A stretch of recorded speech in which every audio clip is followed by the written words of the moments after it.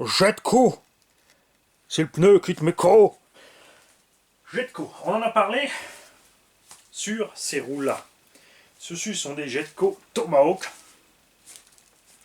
Existe Scorpion, qui a un profil un peu plus fin. Existe encore un truc un peu plus large. Il existe des versions bitume. Là, on a les jantes à rayon. On a des jantes à bâton disponibles. Il y a une gamme, un dixième, un huitième, un cinquième, buggy, truggy, etc. Ils font du pneu loisir, ça c'est ce qui nous intéresse, la partie loisir. On va pas parler du pneu compétition, on n'a pas la moindre expérience dans ce domaine-là. On va en parler parce qu'on va rassembler quelques données pour tout le monde. Jetco vend des roues. Essayez voir de trouver systématiquement la dimension de toutes les roues. Allez sur les sites de vente, il y a écrit roue 3.8 exact 17. Quel est le déport? Quelle est la dimension? Quel est le poids? Les questions reviennent sans arrêt, donc au fur et à mesure, c'est vrai que les sites les mettent, on ne peut pas leur demander de tout faire tout de suite. Mais on va faire une série de vidéos pour regrouper tout ça et voir les expériences des utilisateurs. C'est à ça que sert la chaîne et les vidéos. On va pas seulement donner la dimension, on va les tester. Évidemment, là, j'ai toujours pas fait parce qu'ils sont tout beaux tout neufs, on ne voulait pas les crâner. Alors ceux-là avec les rayons et les gros crampons, j'ai pris pour mes rally games surtout. Pas pour mettre sur un buggy ou autre, c'est surtout sur les rallyes qui sont relativement lourdes déjà. Enfin, quand je dis rallye, c'est pas la voiture piste. Pour beaucoup de gens, une GT, pour moi, ce qui roule sur un circuit béton, bitume, c'est de la GT.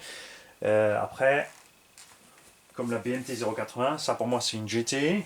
Par contre, la Serpentec, la carreau souple là-bas, là je suis en mode rallye, la voiture est plus haute, elle passe sur parking, mais c'est vrai que je vais pas l'utiliser pleinement dans le tout-terrain non plus. Tu vois. Après, j'ai le SC8 que j'ai passé en vrai rally game. Là, c'est plutôt du rallye Dakar, on va dire. Là, tu passes vraiment dans le tout-terrain. Tu quittes la piste. C'est là-bas que je vais utiliser ça. C'est des châssis relativement lourds.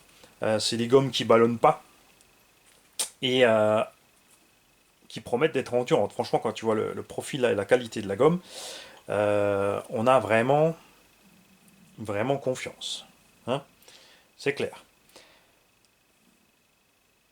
Existe une gamme 3.8 qui est pas trop grande. Par contre, les dimensions commencent à arriver. Enfin, vous allez voir, on va rassembler tout ça, on va voir tout ça. Et il y en a plein qui en ont déjà commandé. Donc ceux qui ont déjà commandé, les mecs, mettez-nous un com dans la vidéo, dites-nous quelle roue vous avez prise, quel diamètre et quel poids elle fait. Et ici, par exemple, l'Exa bien sûr est 17 directement dans la roue, mais à partir de la gamme, enfin sur la gamme 3.8, on a des Exa qui sont démontables. Et on a différents offsets et différentes tailles, 17 mm, 14 ou 12. Parce qu'ils ont prévu une gamme de pneus par exemple pour les MT110 où tu peux monter l'Exat 14 pour Arma et l'Exat 12 pour les autres. Ça c'est sympa.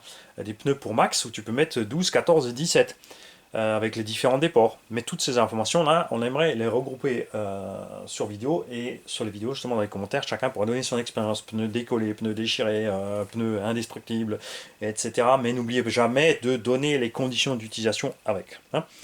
Ce que je pense pas explorer, c'est la gamme 1.5 parce qu'elles font 800 grammes pièce. C'est des boîtes, vous savez que je suis vraiment pas fan des roues lourdes. Moi, j'aimerais du 600-650 grammes. On a déjà les Proline qui sont à 700, mais toujours pareil. Et là, c'est toujours pareil. On a beaucoup de taille basse.